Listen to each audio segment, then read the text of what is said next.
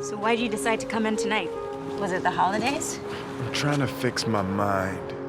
Howard, at the beginning of the movie, he's struggling with finding some reason to go on. He lost his child, and now he doesn't care if he loses everything else.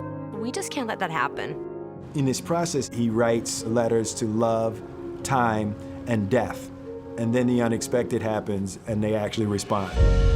You're gonna think I'm crazy, But I'm having conversations. Death came first. She met me in the dog park. Charmed, I'm sure. So death is a her. Turns out Death is an elderly white woman. Christmas is a moving time of year. It represents family, it represents togetherness, and that's also a big theme of this story. I'm Time.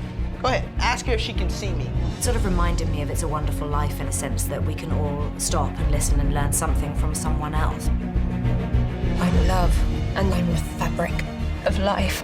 If you open yourself and ask for help, it comes in all sorts of directions. It's been the tradition of A Christmas Carol. It's a reminder of what matters in life. To love and to have time and then do it all before you die.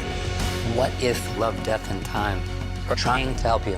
I hope it will be a film that people come out with a sense of engagement in life.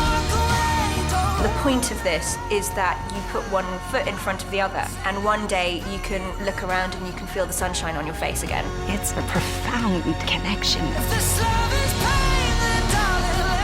to everything.